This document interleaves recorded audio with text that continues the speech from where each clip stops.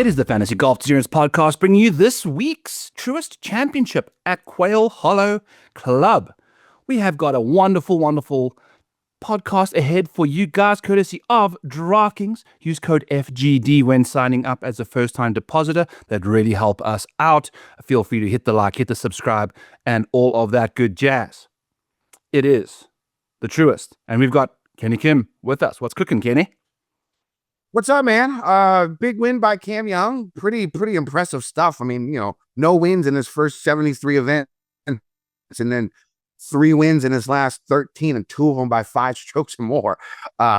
With one being the Players and one being a Siggy event. So he's definitely on a roll. I didn't catch as much of the golf as I normally do on the week. I played a lot of golf this weekend. Got to play Lansdowne Resort on Friday. Shout out to Brian, Gary, and Mark. They are all fans of the show. They're probably listening right now. So shout out to those guys for bringing me out. If you ever get a chance to go hit up Bear Trace Brewery in Loudoun County, Mark owns that.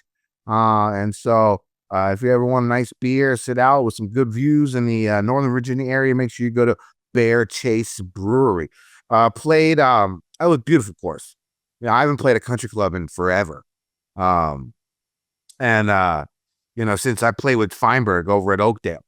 And the one thing about these courses is what I realize is putting in short game so much easier on nice courses because of how the greens are just perfect. They're perfectly manicured. You hit it in the right spot. That's where it's going to go. The best short game outing of the year. I had at Lansdowne, and I played Little Bennett in Montgomery County. It's a course owned by the county, and it's a gem. Massive elevation changes, shit ton of blind shocks. It was a fun weekend. Didn't get to watch too much, but really there wasn't that much to watch other than Cam going out there and whooping that ass.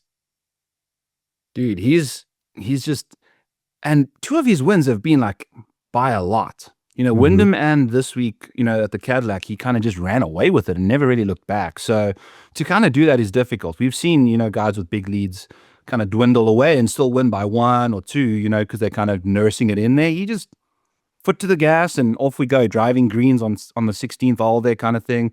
And when he doesn't really need to. So lots to be desired from old Cam Young supporters, and congrats to them. I was on him for one and done. I had him for a top 10 as a 2-unit play. So the placement markets were profitable for us. We cashed that for 2.5 units. Russell Henley let us down a smidgen. Really bad performance from him. And then I had a 14th place Aldrich Portgeda top 10 for like a 3.5 unit swing if he just cashed that. So tough scene, but 205th in the Mayo Cup for your boy. And we're starting to cruise. So I'm looking forward. We've hit 2 one-and-done winners in a row. I've made $7.2 million in the last 2 tournaments. So that's good. One and done, you can come back from, you were probably like 2000th place in the 2000s 2 weeks ago. Dude. Jumping way up to 200. That's the one thing about these Siggy events. When it comes to one and done, you can get back in these things quickly with the majors as well. So we still got about 5 of those events. So you got to pick carefully. For those 5. Those are going to be super important when it comes down to one and done for the rest of the year. Personally, I went Scotty. First time in the modern era, someone's finished solo runner-up 3 straight events he has played. So I bet Scotty also, which sucks because he got runner-up. I also did the Cam Young the Scotty Cam Young straight forecast. If I did the dual forecast, we would have won. So a little bitter about that, but I mean, what are you going to do when Cam Young goes out there and runs away with it? Scotty didn't have his best game, really. I mean, I think he neutral with the short game. He's got a few under on Sunday, and of course he was 1 under on Thursday, 6 strokes back. They ended up scoring, I think, the same scores in the final 3 rounds. It was just that 6-stroke advantage that Cam Young got in the first round that really screwed him. And of course, Scotty's been having trouble in that first round here a little bit this season. So it's something that we've seen before. I mean, you look at Adam Scott. He actually beat both those guys Friday, Saturday, and Sunday. So Adam Scott with a nice performance. For DFS, it was a solid week. Cash game won again. I've won 10 out of the last 14 weeks. I basically give out the lineup every week on the show. Now, this past week, Cantley withdrew, so I had to make adjustments, and I did new cash games, cornerstones, and stuff like that, all on X. So you got to make sure you follow me on X for stuff like that when that happens. But the cash lineup finished, top 1%, top 2% in all double ups. So it was an easy cash. But the thing about it is, when it comes to these Siggy events and these no cut events, I've been doing well. I think I've hit cash in 4 out of 5. But the issue is, I was borderline cashing on Saturday, right? Like borderline. And then I moved all the way up to like top 1% on Sunday. And, great for me, right? It's great. But, when it comes to DFS, like humongous swings, it seems like there's a little less nuance when you're doing signature events and making the rosters and doing everything you need. Because, like, in a regular event, you're not going to move up that much unless, because it's just extremely difficult to do. But because it's a no-cut event and everybody has 6 of 6, it's a lot easier to get done. And I know a lot of people are complaining about that. And you know what? It's sort of getting tiresome for me, too. In the beginning of these signature events, I was fine with it. We got to see our best guys come out and play. And I think Pat had a good point on X when he was speaking about these signature events. Like, you can't make every event the Super Bowl. And another issue why Live has not been the greatest is because you're literally seeing the same exact people every week, and to do it in 4 weeks, including a major, in 5, like it just seems like it's just too much. I know that that Doral was scheduled last second, so they had to find a spot. This was a spot for it. And I'm hoping that they'll be able to adjust that next year. If they could spread them out, I'm sure it would be better for everybody. But it really showed sort of the downfall, the negative aspects of signature events having this many back-to-back. It's not as fun to watch. It's for DFS purposes. It's not as skill based. You know what I'm saying? It's still skill based, but not as much as when you have a cut. The Friday cut is, for the DFS players, is probably just as important as what happens on Sunday afternoon. So I know a lot of people were complaining about that, and I've sort of gotten on that side, especially now that since we've seen these signature events, just repeated too many times in a row. I want to say though, Kenny, I think there is something to be said about it happening in Florida when those signature events occur, because anything can happen, man. Like we saw Gary Woodland, I was like really looking forward to him cashing my top 5 for me as an each way situation. And just, I looked at his score on Saturday and was like, how did this guy shoot 77? It just happens, around those Florida venues with all the water. So things can really find themselves getting out of control, but it is what it is, nothing like bitching and moaning when you've cashed a million cash lineups in the year. So, that's when you're living life La Vida Loca. So, congrats to you there, Kenny. Yeah, it's been a good 72% win percentage in the last 14 weeks. I guess 66% win percentage or something like that, 65 for the season. I lost the first 2 weeks. There's been 16 events that we've done it. I had a top 60 in the $33 GPP. I had my cash lineup cast in a $12. So I made 25%, 30% return on investment for the week, which is solid. DFS has been very, very strong this year. There's no doubt about that. The issues since the three-peat, it's been a little bit shitty on the betting standpoint. But of course, I had the runner-up. I took Scotty and he got the runner-up, and the dual forecast sort of hurt. Not going duals forecast sort of hurt. So we're going back to the basics this week. We'll see how it goes. I feel pretty good about my card this week. What was the difference in odds between dual forecast and straight forecast? Half. Oh, yeah. 51 for the straight for Scheffler and Cam, and the dual where you can do either. They just need to finish 1 and 2 no matter what, where they finish 1 and 2 was 25. Okay. Yeah.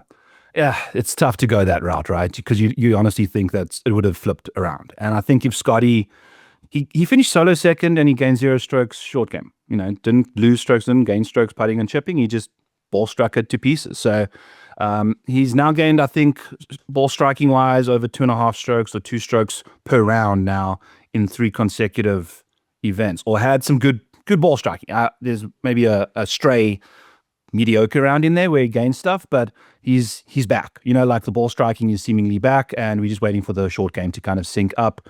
It's also interesting to know, Kenny, we went through it with Sweet Spot DFS when we do our show on Sunday nights, and we looked at like Scotty Scheffler lineups because he was 30% owned.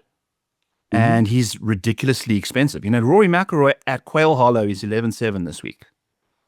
Scotty was 13.5. And it changes the whole way you can build around him. So we kind of decided that it's almost not even worth it at that price to go with it, because the variations that you need, is like 2.5 million combinations that you can make with Scotty Scheffler because of all the 6K guys you're throwing in there. When you're just starting with someone like Cam at $10,000 flat, it's like 200,000, 500,000 combinations you can make. It's like 20% of that total thing, because you can play better guys and there's like less combinations to be made. So like mathematically, it almost doesn't make sense to play Scotty Scheffler right now. It's kind of crazy. This goes back to the no cut aspect. Like when I first started playing no cuts and Scotty was like when Scotty was like 14,000, 13.5 or something like that. The first thought that comes to my mind in that situation is that there's no cut.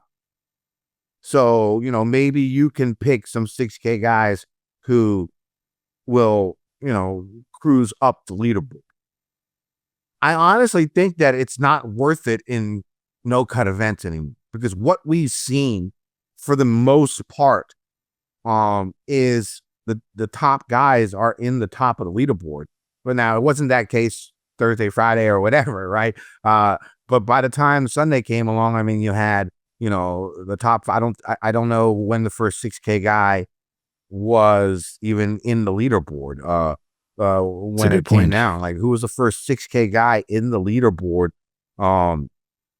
last week? I mean, it was Cam, Scheffler, Ben Griffin wasn't 6K, Adam Scott wasn't 6K, Straka wasn't, Siwoo wasn't, Smalley might have been, Norton was still 7,000. Alex Fitzpatrick was. So there were a few, but not many. There was no one in the top 5, right? And if you want to win a GPP, you're going to have like first and fifth and, 8th and 2nd and, maybe a 10th and a 20th or something like that, right? Yeah. So what I think is actually the better strategy when it comes to rostering Scotty at those prices is doing it in an event with a cut, because that gives you, because you're not competing against everybody getting 6 of 6. If you get 6 of 6 with Scotty in your lineup, that's going to give you a tremendous advantage, just because 6 of 6 percentage is so low. I mean, we're seeing single digits the majority of the time when it comes to 6 of 6. So you can have a guy finish 40th, right, in your GPP lineup, hopefully like a Yellow Mirage, right, who goes out there and can finish 40th, 45th, but be inside the top 30 in DFS points, right? Like finding stuff like that. So personally, I think you're correct. I think Scotty is not worth it in signature no-cut events. I think when it comes to majors, and I think when it comes to events with a cut, I think he should be more in your line of thought when it comes to rostering Scotty in DFS, because if you can get 6 of 6, that gives you that advantage. Scotty has the upside, and once you get 6 of 6, no matter what their price is, right? No matter, what the pricing is of these guys, if you get 6 of 6, there's hope for Sunday, right? There is hope for Sunday.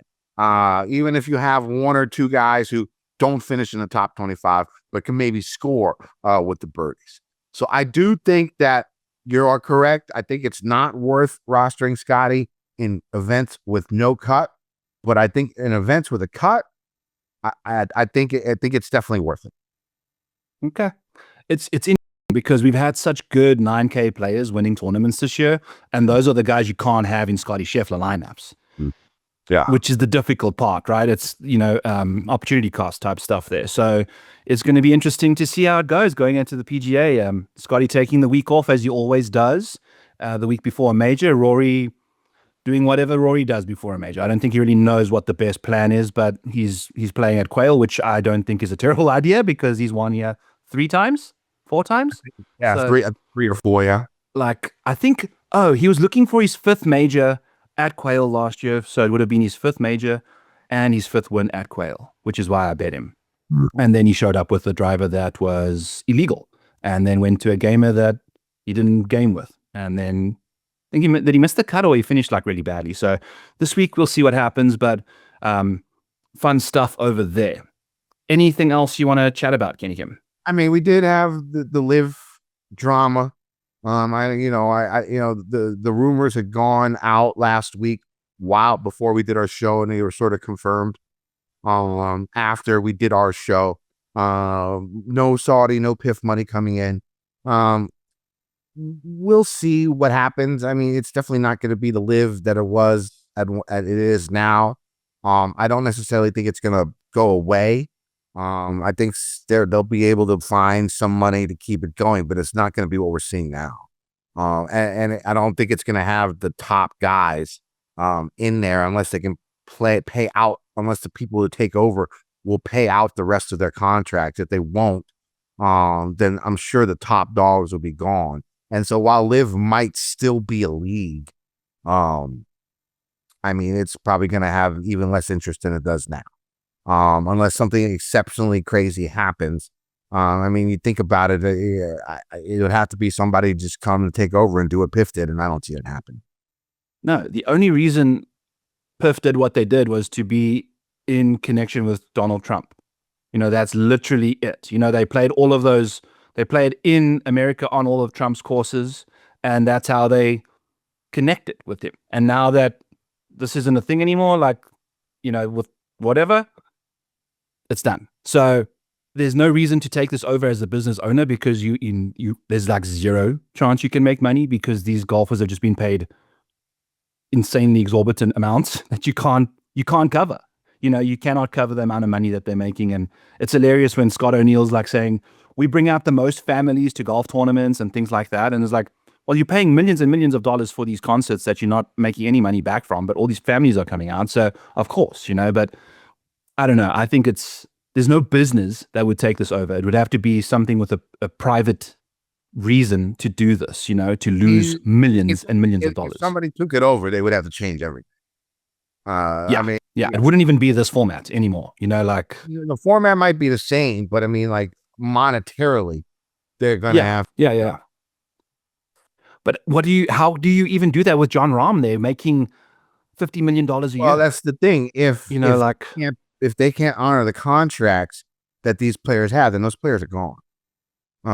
And they still might be able to fill out, whatever with, fringe golfers from across the world. Because I mean, honestly, they have picked up steam in different countries, outside of the United States. I mean, if Australia wants some big company in Australia or some big company in South Africa or something like that wanted to try and bring it along and do it just to make money they would make when they're in home, right? 100,000 people in South Africa, over 100,000 people in Australia. I mean, if they could somehow monetize that and make their money from that and still be able to fund the other parts of the tour with help from, different backers and stuff like that, then, I think it would still be around. I just don't see it being, I don't see people would talk about it even less than they are now, basically. Yeah, it's It's a sinking ship. It was before it started, but now it's officially toast. Yeah. So And, it's about all these players coming back, and we'll see. That's going to be an interesting story. How these golfers will come back and how they're going to be treated and stuff like that. It's gonna be some good content. So at least we'll have that. Yeah, we're going to have a lot of good content when those boys show up. Speaking of showing up, we are doing a contest where the person that comments first in the YouTube comments will be getting a free month in the Model Maniac Patreon. Last week's winner, congrats to Mike Rob 1404, Cam Young for the win this week. You got it. Congratulations to you, Cam, bringing it home with an epic victory. So jump into the Model Maniac Patreon, use code TrueQuail26 this month for 50% off over there. You can use all my tools and things like that. So congrats to Mike Rob on getting into the Discord there and all the tools for a free month. You'll have the PGA Championship, and when does the US Open start? No, I don't know. But PGA Championship for sure. So congrats to that. So we'll have some fun in there. Course preview, Kenny Kim. Let's dive into it.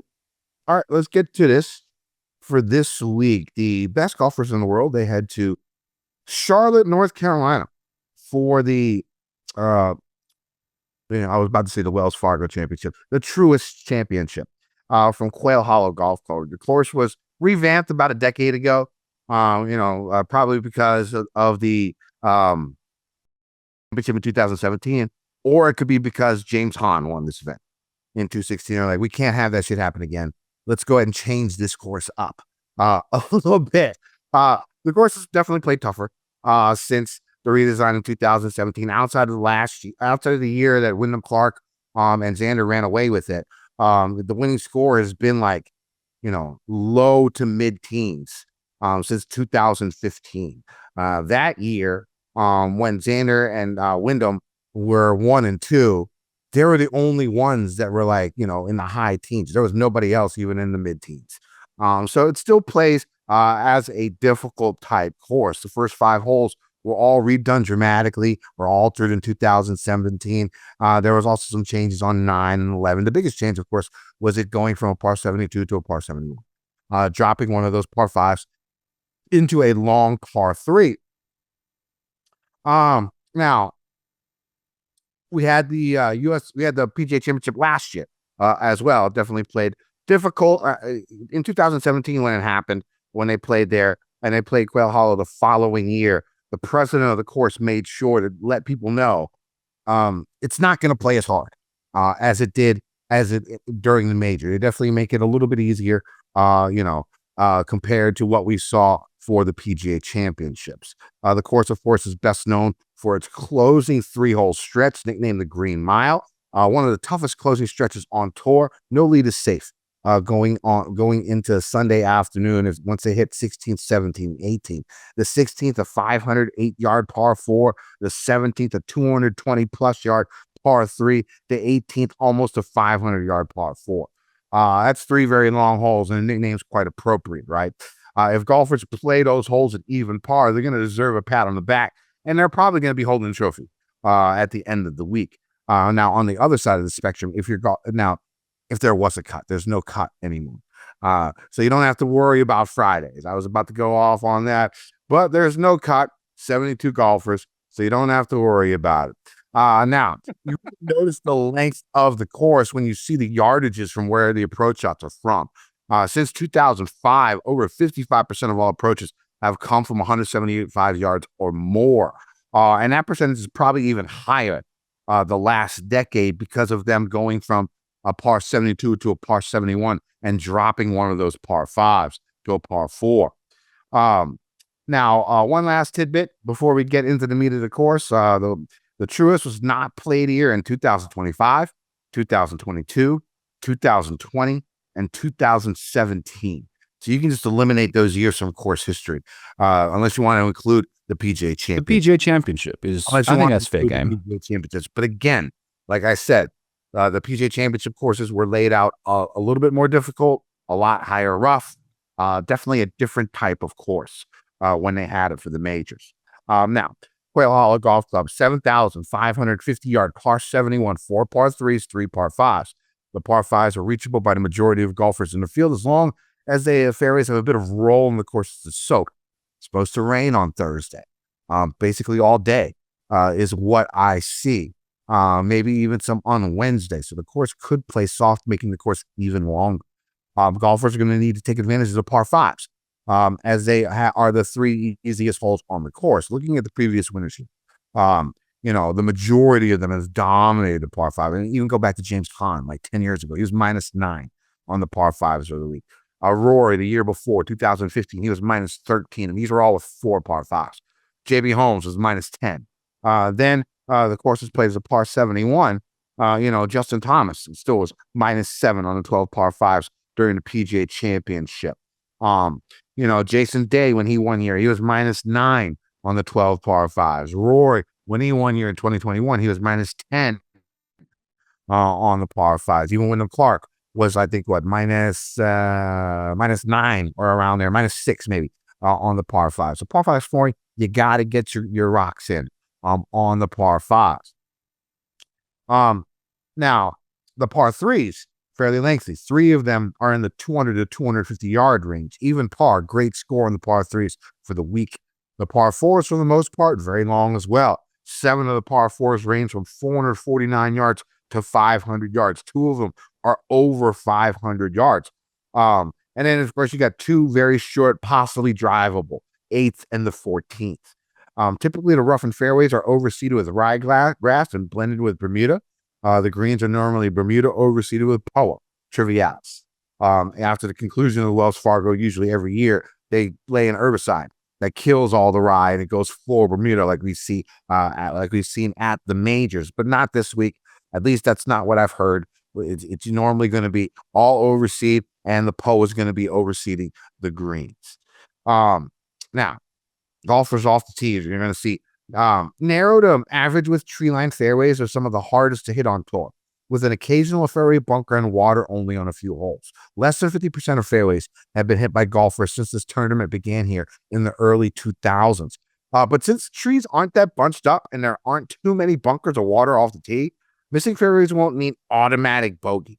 But the rough is, 2 inches, 2.5 inches, and a little bit gnarly.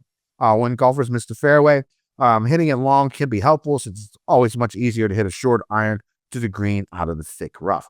While the rough is normally topped out around 2 inches at this event, I mean, I've seen, I don't know what to make of these signature events. Like, a lot of them, they don't seem to try and make them overly difficult, right? And I think they're doing that for the TVs or the casuals. They're going to watch these Siggy events more. They want to see more birdies. And I think that's the way they want courses to be set up, like a true difficult test that we'll see on a hard course, like what Doral probably was last week. Outside of Cam, 12 to 15 under par, and that's what we're seeing for difficult courses, right?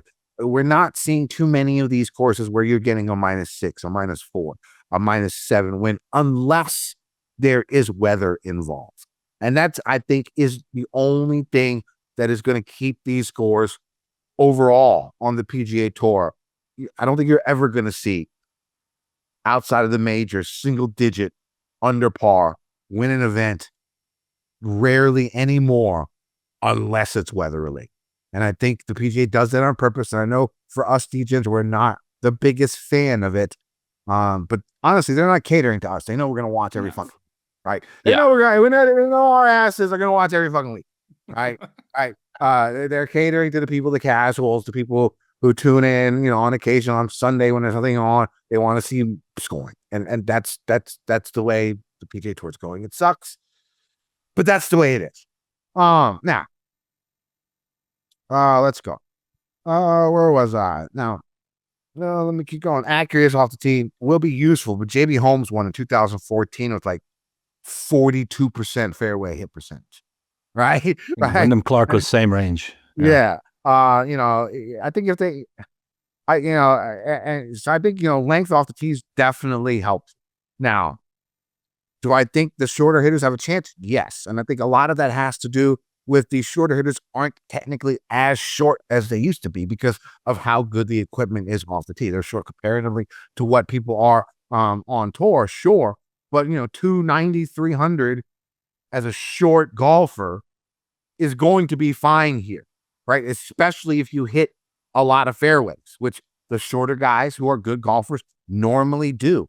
And then they would also need to have, I think, good long iron play and to be good around the greens. Now, the average proximity of approach shots from the rough at Quail Hollow is usually the worst on tour. So again, fairways would be nice. Not necessary, but it'll definitely be nice. Now, on approach shots, golfers are going to be hitting into greens that are average in size with multi-tiers and some undulation. Bunkers surround some greens and waters and play on a couple of approach shots as well. After having some problems with the greens upkeep, the course switched to Champion Bermuda greens overseen with Pova Trivialis a few years ago. These are very difficult greens to putt on. Over the years, this course has had consistently had the lowest make percentage of putts inside of 10 feet. Even though I don't, so looking at good putters inside of 10 feet, that might be a good idea this week. Stimulator this week, probably around 12. And of course, make sure you check the forecast for wave advantages. Thursday afternoon looks like it's going to be very windy, at least the gusts. We'll see how that plays out. What are you looking for in golfers this week? Yeah, it's going to be really interesting to see with the weather. And I think, if you don't want to place your bets on a Monday, then don't place your bets on a Monday. Wait until weather is finalized on a Wednesday night, and then you figure your stuff out. So, excuse me. So what I'm showing you on the screen here is the micro model.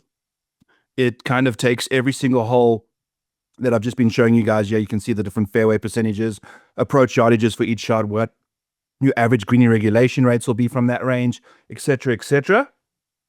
But what I have over here is the, projected proximity buckets for Cam Young. 2 shots are coming from 50 to 100 yards, 2 shots from 100 to 150, 9 shots from 150 to 200, and 5 shots from 200 plus. So that's 14 shots, 150 and beyond. That's a very specific bucket. There's very little wedge play from inside 150 at this golf course. So bear that in mind when you are looking at your players this week. And when we're taking a look at the boxes to check this week, we've got 7. I think course history is very important this week, but we're going to filter on the micro model rankings over here that we have for Siwoo Kim being number 1 in the model. And he was number 1 at Durrell last week in this model as well, because he's such a good iron player. He's gaining 1 million strokes on approach compared to everybody else from these proximity ranges. Adam Scott's hitting his irons fantastically, and Siwoo Kim's outdoing him quite nicely. So ball striker's paradise really favored over here. Siwoo Kim number 1 in the micro model, which is course fit. Xander number 2. Fitzpatrick, Scott, Straka, Young, McIlroy 7th, Harris English 8th, Ricky Fowler 9th, and then Tommy Fleetwood number 10. Those are your guys that have the best course fit for this golf course. Pretty strong off the tee, great mid to long iron play, and, kind of neutral there in the short game department, I think is what you're going to be finding guys doing. Hal scoring conditions, like you mentioned, Kenny, we're not seeing the best, defenses from these golf courses lately, but this course definitely plays from a scoring average over par, every time they play. There's only 5 holes on the course that play under par. The 3 par 5s and the 2 short drivable par 4s. Every other single hole on this course has played over par in its history. Yeah, it's a very difficult golf course. So hellish conditions are, I think it's like 92% of the time, scoring conditions have been hellish. So we've got Rory McIlroy dominates, 2.3 strokes gained in hellish conditions. Fitz, Fleetwood, Burns, Young, Schauffele, Spieth, Chandler Blanchet, Sepp Straka, and Robbie McIntyre, all gaining over 1.5 strokes on the field when conditions are hellish.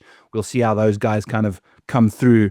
Rory and Xander, by the way, as you see in the boxes over here, have a green background, which means they've checked 7 boxes. So congrats to those guys. Everything we're going through here, we're going to be mentioning those 2 names, and we'll see how that goes as we rock and roll. I'm looking for guys that are playing really good golf right now. In the last 2 months, I want to see what your strokes gains have been. These are guys that are definitely going to be in great form. At a golf course that's super hard like this, you have to be in complete control of your game. If you are out of position, if you are not in control of your ball flight and your shot shapes and how you're landing things, your distances, you're going to get penalized. And as a result, I'm looking for guys that are playing good golf right now. So guys that are gaining the most total strokes over the last 2 months: Cam Young, Rory, Fitz, Xander, Jake Knapp, Ludwig Aberg, Siwoo Kim, Jacob Bridgman, Hideki Matsuyama, and Bobby Mack, finding himself in there again. So good form coming into this week. Those are your guys. If we're looking for strokes gained off the tee, I'm just looking for guys that dominate when it comes to strokes gained off the tee. We've seen a lot of dominant drivers of the golf ball take care of business at this venue, and you usually do that mostly by gaining distance on the field. So guys that have strokes gained off the tee, top 10 for this field: Rory, Xander, Alex Fitzpatrick, Cameron Young, Pearson Coody, Ludwig Aberg, Aldrich Potgieter, Matt Fitzpatrick. Interesting to have two brothers in the same thing in the signature field here. And then we've got Christopher Wrighton and Bobby Mack, all gaining ridiculous amounts of strokes off the tee. I think it's going to be very important for that to come through this week.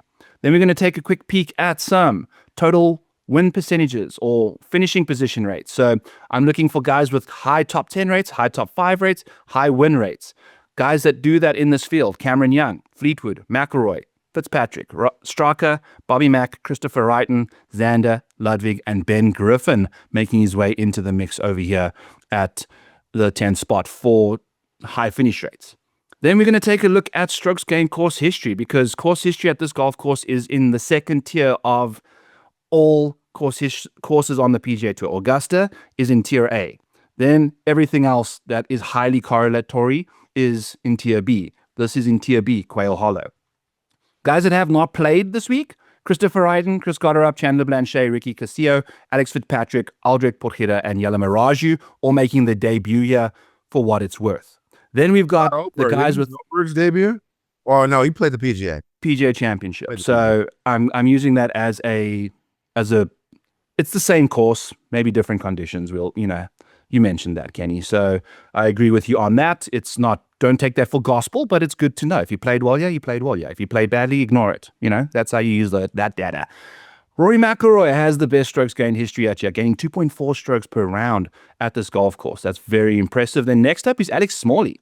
2 tournaments. He's got a 28th and 18th, which is, consistent. Johnny Vegas, Tommy Fleetwood, Harris English, Adam Scott, Matt Wallace, Corey Connors, Victor Hovland, and Denny McCarthy, making out the guys that gain 1.4 strokes or more at Quail Hollow and the PGA Championship last year. So we've got 4 tournaments to go off of over there. And then we're going to go to model ranking over here. We're going to see who all is number 1 to 10 in the model. Rory and Xander are 1 and 2. Fitz, Cam Young, Tommy Fleetwood, Siwoo Kim, Adam Scott, Sam Burns, Harris English, and Victor Hovland round out the top 10 for me in my model rankings.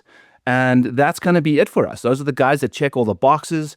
Rory and Xander checking both of every single box that you could wish for. And I'm using top 10s only out of the 72 guys. So usually I use 20 when we're doing like big fields, but you got to be top 10, man. So we've got a Statfish for us this week, friends, that hasn't checked a single box. That's more than $9,000. It's going to be a fun time. But before we do that, let's hear a quick word from our partner. Sports are heating up across MLB, NBA, and NHL, and there's no better place to get in on the action than DraftKings Daily Fantasy, the ultimate destination for sports fans. Right now, our partners at DraftKings are giving new DraftKings customers a shot at a share of millions in prizes. Just make a deposit of $5 or more, and you'll get 3 tickets to play free, 1 each for an MLB, NBA, and NHL contest. It's simple to play. Build your lineup while staying under the salary cap, then sit back and watch your players rack up points. Every home run, every buzzer beater, every game-winning goal. It all adds to the excitement. New DraftKings customers download the DraftKings Daily Fantasy app and enter promo code FGB to get 3 tickets, 1 each for MLB, NBA, and NHL contest, with a minimum $5 deposit to take your shot at a share of millions in prizes. So download the DraftKings Daily Fantasy app and get in the game today. In partnership with DraftKings, the crown is yours. Gambling problem? Call 1-800-GAMBLER.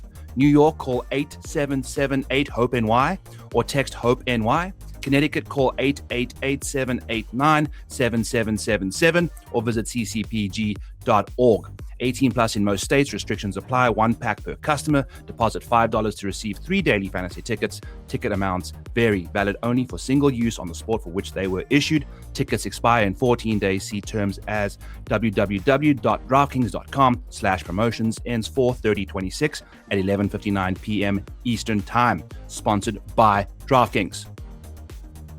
All right, Kenny Kim, let's get into the betting card for this week's Truist Championship at Quail Hollow. Let's get back on the board, baby. Come on, let's for this week. Let's go. It's going to be Xander, 20-1 with 3 places. Got that in bets on the 365. It's time for a win. You know, it's coming soon, right? 4 top 10s in his last 6 events. Has a couple of runner-ups here. Model numbers for the last 24 rounds look very, very good. 5th in tee to green in the last 24 rounds in this field. 5th off the tee. 2nd with approach. 2nd in ball striking. 3rd in bogey avoidance.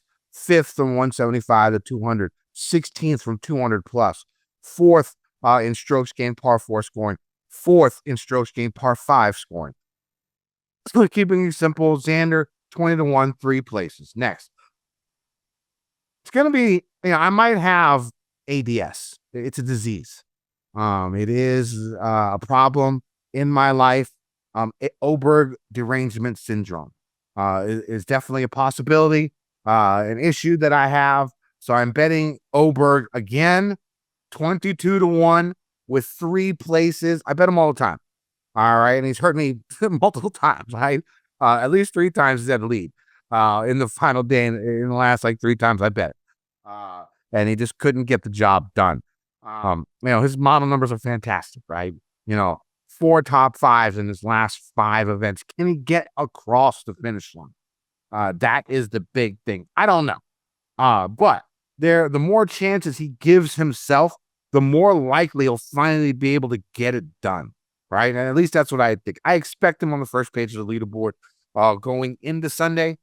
Whether he's there after Sunday, we shall see. We shall see. But I got to keep riding him because he's been so close. And I think the more times he's out there and has a chance, the more likely he's going to get it done. So give me Aberg at 22-1 with 3 places. Next, JJ Spawn, 35-1 with 8 places. It was either Spawn or Straka for me. I actually had Straka first and I cast him out. So he could win. He'll probably win. But I'm going to go a little bit swerve here and go with Spawn. It comes 13th in my model. Iron game has been elite. Has been very good from 175 to 200 plus. In his career, he's averaged 1 point strokes gained against very strong fields, right? Difficult courses, always his jam. Has gained in every strokes gain category except short gain in 3 of his last 4 events. Had a couple decent finishes here in 2023, finished 27th. 2021, he finished 18th. He's a much more polished player now than he was back then. So I really do like JJ a lot this week. If you want another guy in that number, I was definitely looking at Straka there as well. Next, it's going to be Alex Smalley, 60-1 with 8 places. Second behind Rory, like you said, in strokes gained total average at Quail Hollow. Now it's only 8 recorded rounds, but still a nice track record at Quail Hollow. His recent form is solid as well as he ranked 11th in my model in the last 24 rounds. Iron play solid. Around the green has been solid. He's been good from 175 plus. Another small sample, but he has gained over a stroke on the field whenever he has played against very strong fields. So he doesn't back down against the big boys. He's also gained almost 0.8 strokes on the field on very long courses. Polo Trivialis is his best putting surface. Big fan of Smalley this week. Love the 8 places for him at 60-1. Sam Stevens, 60-1 with 8 places. Always play Sam Stevens on driver-heavy courses, right? That motto has always played out well throughout his career for DFS purposes because he's usually low price, right? 7, 6K, something like that, right? But he has shown a bit more upside recently, which makes me want to bet him. In his last 13 events, he has 6 top 25s and 3 top 10s. A win is a tall task for him. in this field. But 12-1 for a top 8, I sort of like that number for him this week.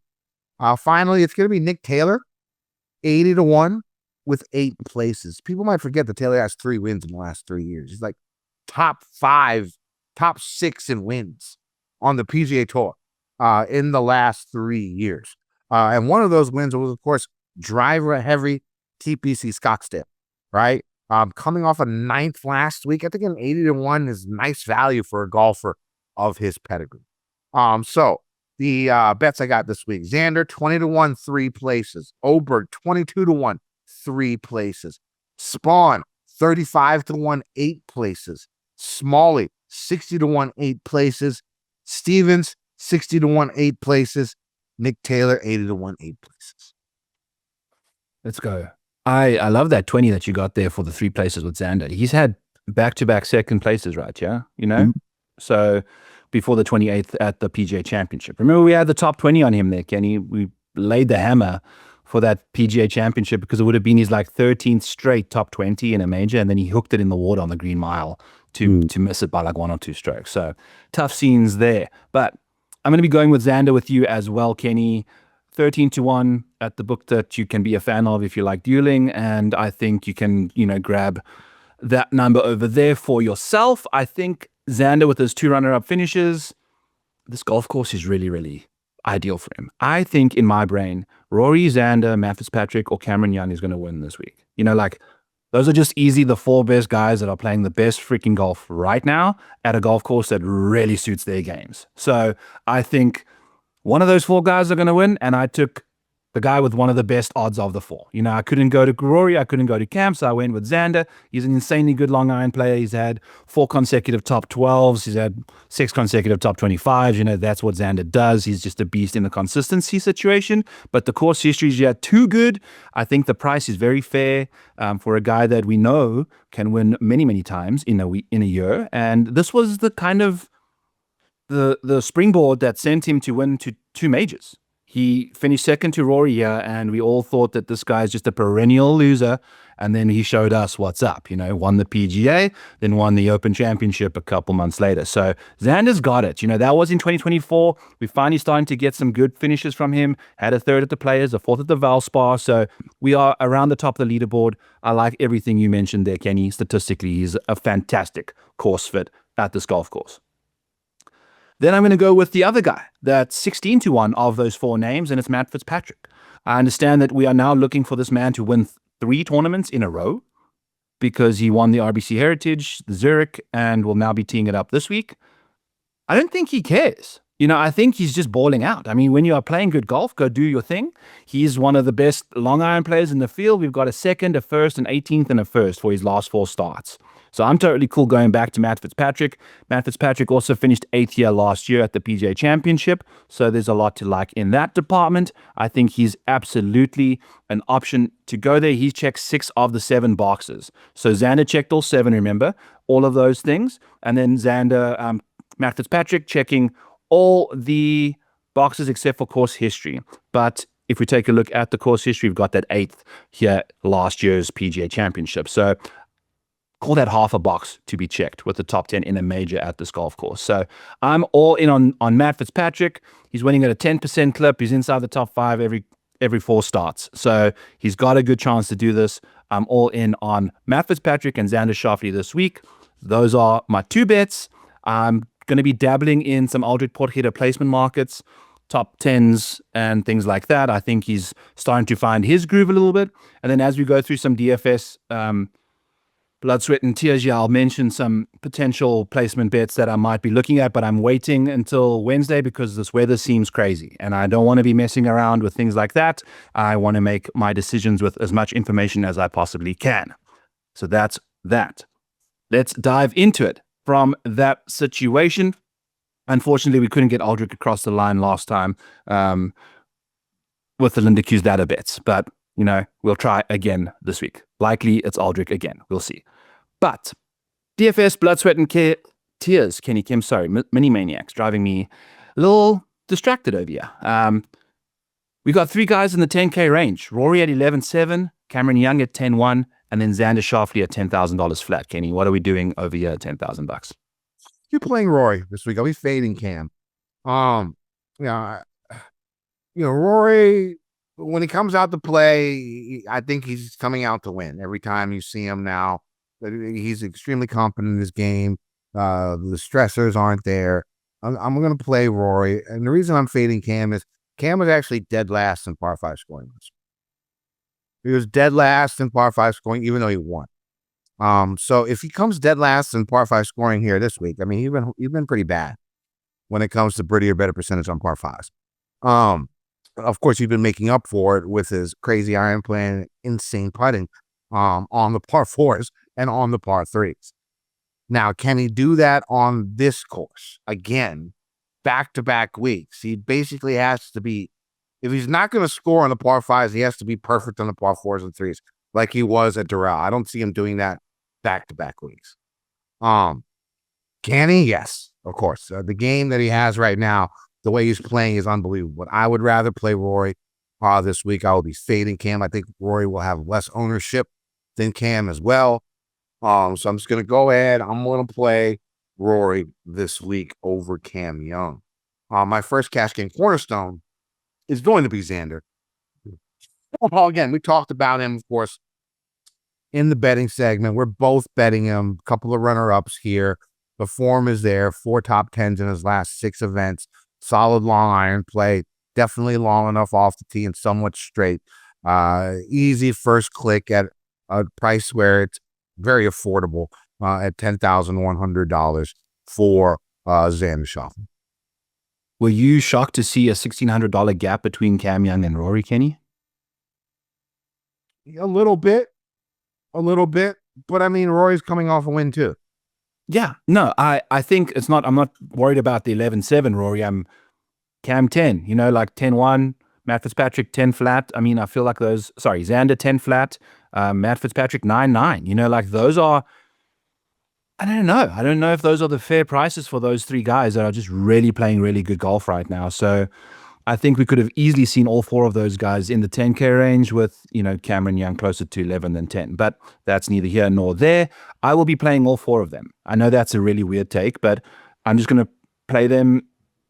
I'll have one of these guys in basically every single lineup, one way or another. Maybe I'll double up a couple, that kind of thing. I'll be playing 150 lineups.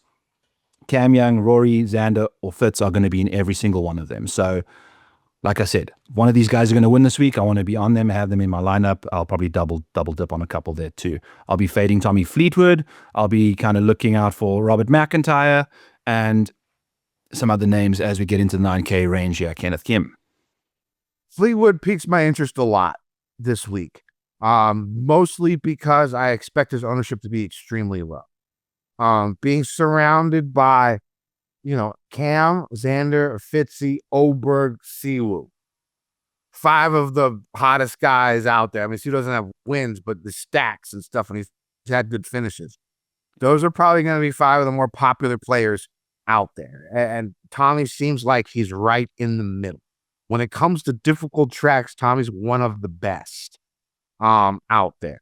I think from a game theory leverage play, I think he makes a great GPP play this week. So I will be playing Tommy.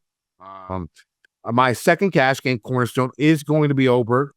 Again, we talked about it. It comes in 3rd in my model. Right? I mean, in the last 24 rounds, 4th in strokes gained tee to green, 6th in strokes gained off the tee, 5th in strokes gained approach, 3rd in ball striking, 12th in around the green. I mean, everything's there for him except trying to get over that hump on Sunday, and this is DFS. You don't really, you'd like to win from him, but you don't need it, right? You don't need it.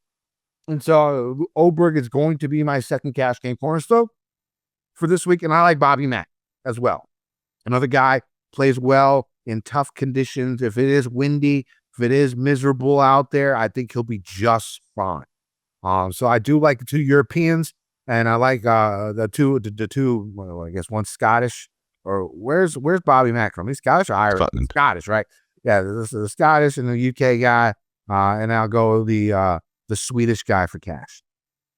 Yeah, I fancy that. I think, Ludwig's interesting though. He only grades out 13th for me this week, which is kind of shocking given the fact that his iron play is actually letting him down quite a lot. Despite having these fantastic finishes lately, I think, the modeling doesn't work out for Ludwig at $9,600, but it makes a lot of sense given his current form. He's just absolutely balling out. Siwoo Kim, like I mentioned, number one in the course fit model. I'll be playing him at $9,400. I think Adam Scott is very interesting, but that's not even the 9K range. We'll get to him shortly. Sam Burns at $9,100 makes a lot of sense. He's eighth in the model, but my Statfish of the week, friends, the guy that I'm not going to be playing, the guy that checks 0 boxes, he's $9,000 and beyond. We are looking for hellish scoring conditions. Cantley doesn't do that at all. He's not a good guy in the majors. He's not a good guy when it comes to hellish conditions. He gains 0.3 strokes in hellish conditions. Every other area, he's gaining over a stroke. So it's easily his worst area of play. It comes down to the fact that he's 22nd in the micro model. This course doesn't fit his game that well. I don't know if the long irons are hurting him. I don't know what the deal is. He just doesn't thrive around here. The course history is a massive Cantley, including the PGA Championship in the last 5 starts. He's missed 2 cuts and finished 29th and 21st. He's $9,200, people. We are looking at a guy that's in the last couple starts hasn't finished worse than 12th, but he hasn't finished better than 7th. He's just lacking that upside, and I don't think this golf course is going to help him get there. I don't think the difficulty of the course is going to do that. He doesn't check a single box, which means he's not top 10 in strokes gained off the tee. He's not strokes gained last 2 months top 10. And the course history is just not there with lack of upside overall. So Patrick Cantley is going to be the Statfish of the week.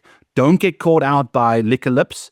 Hook him by the lips and pull him out of your player pool. You don't want him in there at $9,200. I just don't see him being inside the top 10 at this kind of price tag, given the fact that you need that in order to win a GPP with a 72-man field. So Patrick Cantley, let's avoid him all we can.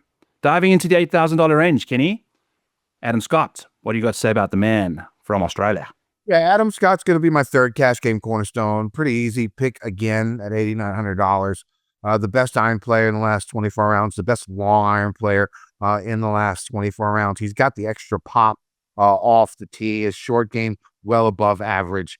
Adam Scott's going to be my third cash game cornerstone for the week. I'll probably play Hovland again because of his penchant for long courses and difficult courses at a very affordable price at $8,300. I will play Victor this week, and I will play Straka at $8,100. Again, another guy who knows how to win, who has good long iron play, has won signature events before, is coming off a solid 4th place finish, just like Adam Scott last week. So I will play some Sepp Straka as well in the 8K range. Yeah, and Sepp Straka's 4th place finish is actually, you could argue it was the worst he's played of the last couple of weeks, despite having a 42nd and a 41st type situation. That RBC Heritage 42nd place finish, I had Sepp Straka to win that tournament. I was honestly expecting him to contend. He was within until Sunday. Yeah, until Sunday. And then he finished 42nd. So if you bet him in any placement market going into Sunday, you think you're good? No, sir. Didn't even cash that top 40. So that 4th place finish on Cadillac Championship came with a Sunday surge. So Sepp on Sundays is really something else. I don't know what to expect with him, but he's 11th in the model. Makes a lot of sense at $8,100.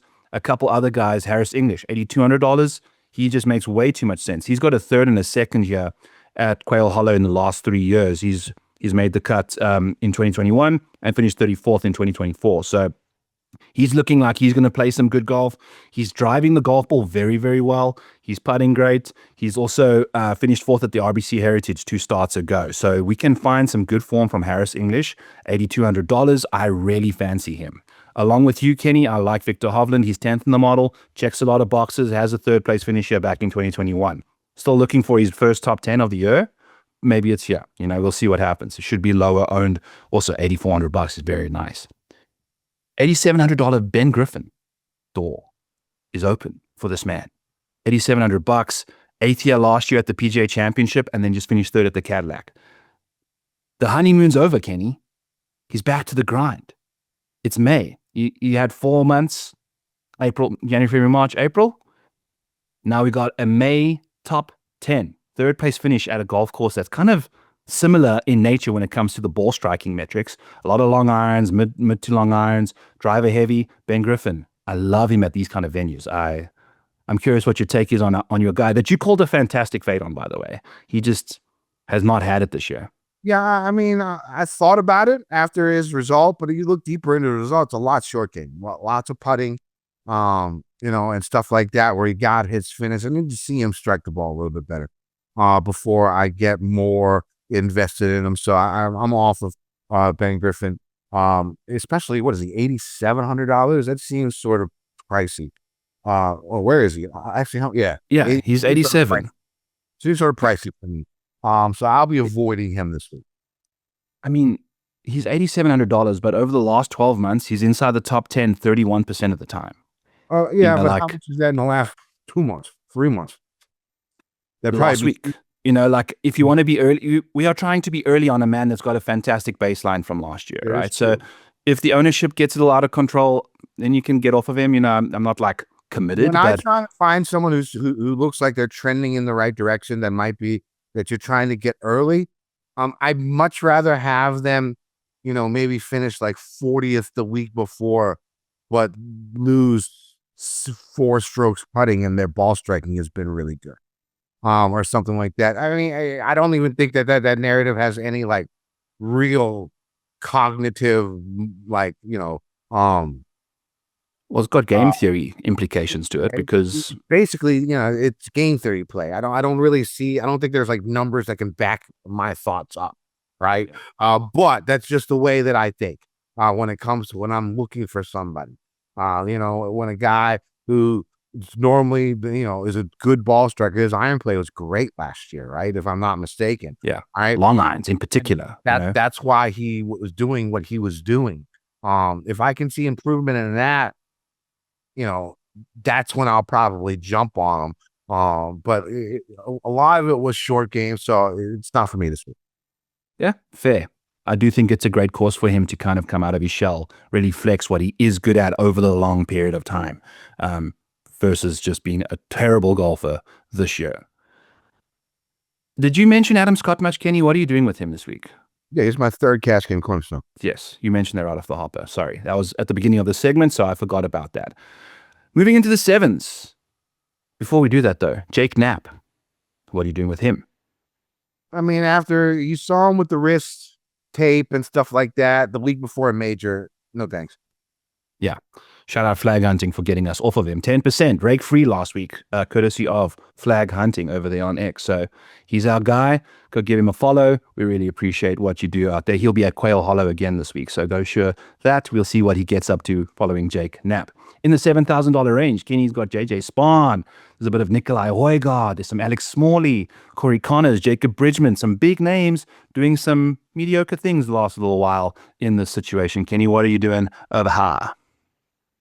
Mike, you can go ahead and hit the music here for my hustler play of the week. It's going to be Justin Thomas at 7,500, 7,600. He's surrounded by Woodland. He's surrounded by Smalley, who I think will catch some ownership. I think Spahn will garner some ownership. Maybe Kitayama as well. Corey Connors probably also. So I'm hoping to get him somewhere in the single-digit range. He's had a weird season, right? He had that surgery. He came back probably a week too early, looked horrible at the API, and then randomly came off with a top 10 at the Players. And so we thought he was back, but in those 3 weeks since then, his plays gradually gotten worse. 30th, 51st, 77th, almost dead last at the Heritage. And then he showed up last week, and he showed a little bit of life, a nice little top 25. The big thing for me is, he basically gained in every category except for iron play. Right, I think he was right around even when it came to iron play last week, and he still was able to hit a top 25. His short game is solid. If you get that iron game just a little bit better on a course that he's very familiar with, he has been. I think he's won here twice, right? One for the PGA and one as the regular Wells Fargo event. I'm not mistaken. I could be wrong about that, but I'm pretty sure. So he has good feelings. I'm hoping he could be around that 8% range. For ownership. So Justin Thomas is going to be my hustler play of the week. I do like JJ Spawn, like we talked about in the betting segment. I think that price is very, very fair. I know he's a little bit short. That is a little bit worrisome, but the long run play is good enough. The guy plays difficult course as well. I'm in on him. I do like Sam Stevens. So Alex Smalley and Sam Stevens round out my cash lineup. They are not part of my cash games and cornerstones, but those two guys are guys that I'm going to be playing in cash when it comes to Smalley and Stevens. As of now, we'll see if that changes. I like Nick Taylor at 7,100. Of course, talked about him in a betting segment, proven winner. His tee to green game is solid, 15th in tee to green in this field in the last 24 rounds. He's been the best around the greens. His long iron play is excellent. I do like Nick Taylor at 7,100, and I'm going to play a little Max Homa at 7,000 as well. Play Max Homa on Max Homa courses. The guy loves this course when it comes to course history. I will be playing some Homa at 7K. Yeah. When Max started playing really bad, we had that third place finish at the Masters, which we thought, okay, yeah, is Max going to step on the gas? The only other top 10 finish I think Max Homa had before the top 12 at the Masters again the next year was at Quail Hollow. So I think it's an absolute must play over there. I know that he, finished 60th at the 2025 PGA Championship, but at the normal Truist conditions, he's got back-to-back 8th place finishes in 2023 and 2024. So lots to like from Maximus Hominus. Corey Connors is very interesting at $7,300 with 3 consecutive top 20s at this golf course, including the PGA Championship last year where he finished 19th. Makes a lot of sense. He's a fantastic ball striker. Jacob Bridgman's doing some weird shit in round 1.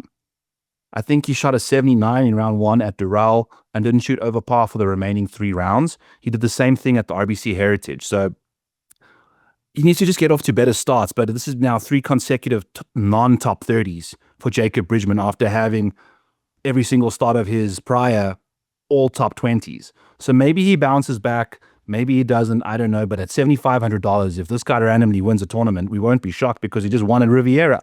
So that's a guy that you can definitely look at. Might be playing some bad golf, but we know what he's capable of. Maybe the run's over. I'll be willing to take a gamble at $7,500.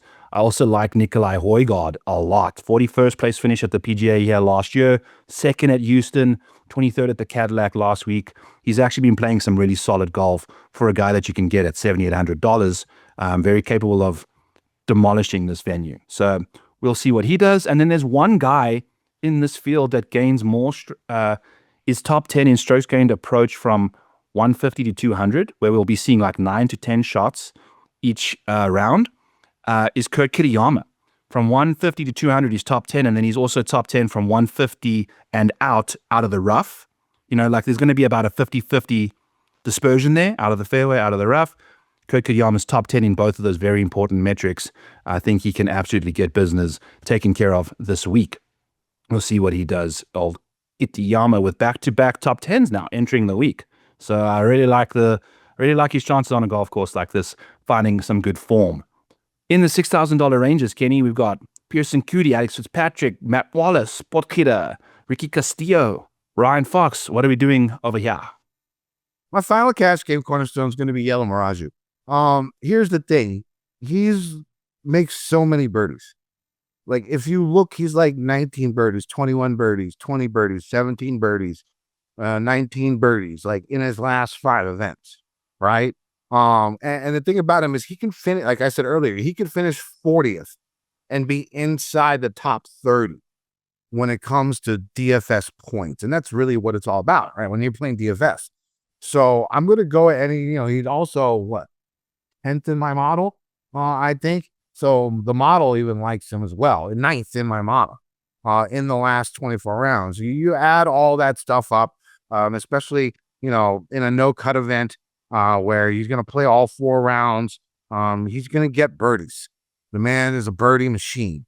So that's why I'm going to use him as my final cash game cornerstone. So my cash game cornerstones for this week are going to be Xander Schauffele at 10,000. Oberg at 9,600. Adam Scott at 8,900. Yellow Miraju at 6,700. Right now, I do have Sam Stevens and Alex Smalley rounding out that line for cash for this week. I mean, there are definitely some good plays in this 6K range.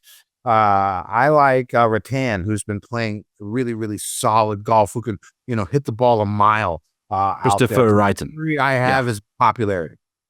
If he's 10, 12% owned or something like that, that's usually fade material for a 6K guy, right? If he's going to be around there, then I probably will be off of him. But Alex Fitzpatrick is interesting because the form is there, the confidence is there. He makes a ton of birdies, in his short career in the last 24 rounds that he's played, or the last 24 rounds he's played on the PGA Tour. He's first in his field in strokes gained par 5. He's also really good with his long irons. The crazy thing is, again, small sample size, but he's first in driving accuracy and 13th in driving distance. He's got juice, man. Yeah, he's a very good driver of the golf ball. Yeah. Definitely go back. I can definitely hit Alex Fitzpatrick. Here, Matt Wallace has a good track record at Wells Fargo. Has played this course well before in the past. You could probably get him sub 5%. This week, looking at Valero for Wallace. Yep. Denny McCarthy, another guy who plays this course extremely well. You go for the course history down here at 6,500. Michael Kim. 3 top 25s in his last 4 events for a guy that's $6,400, and a couple of them were signature events.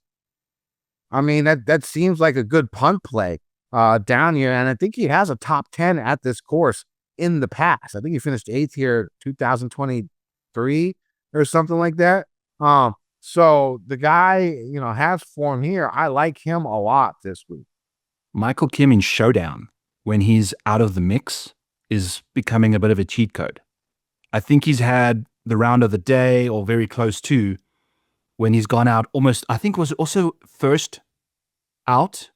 I don't know if he was first out when he went nuclear a couple of weeks ago, where at the Valero, did Michael Kim, or the RBC Heritage, one of the two, but he went banana land, and it was when he's not even in contention. He's just doing his thing. So we'll see what old Kimmy can get up to. I think he's very fascinating at $6,400. This Denny McCarthy situation is very fascinating, Kenny Kim, because Denny McCarthy has got 3 top 8s in a row, including the PGA Championship at Quail Hollow. He is $6,500. Like, what is his ownership going to be? This is a very sticky golf course when it comes to course history. I still don't think he's going to. He hasn't really played that well. I think 6-7% tops. I think with that kind of a course history, people are just sluts for course history, man. But if he's not high owned, I'm in. Yeah, that's good. I think people are starting to look less at course history than they used to. I would say that when I first started, course history was a huge one, like probably one of the main deciding factors on ownership. And how high and how low a person gets, even bigger than, like, I think the only thing more sticky when it comes to that would be recent form, right? Even if like the stats look horrible, people would still roster them. Even if they didn't play very well recently, it was still roster them. I think we see less of that now in DFS. I think. But the 6K range is nasty, man. Sure. Like the feeling that I get, especially when it comes to golfers in the lower price ranges. Yeah. But I mean, it's so good. It is like so good, so we'll see. He's either a fade or a play. I don't know. It depends how much he's owned this week. You mentioning par 5 scoring averages, Kenny. Aldrich. I mean, he's starting to play better. We've got a 21st at the Houston, a 25th at the RBC Heritage, and a 14th at the Cadillac. But he's starting to find some consistency. And I love the golf course fit for him. You didn't hear me mention Aldrich at the RBC Heritage because I don't think that's a great course fit. This golf course, tons of driver. I mean, these drivable par 4s, you can go into them with 3-wood if need be. Like if they're a little downwind, I think it's easily in his range, which I think he could dominate. So those 5 holes, he should piece up quite nicely given the fact that he's playing some solid golf right now. Good to see him doing that. Like you mentioned, Alex Fitzpatrick, Matt Wallace, and then I'm going to be looking at Ryan Fox again.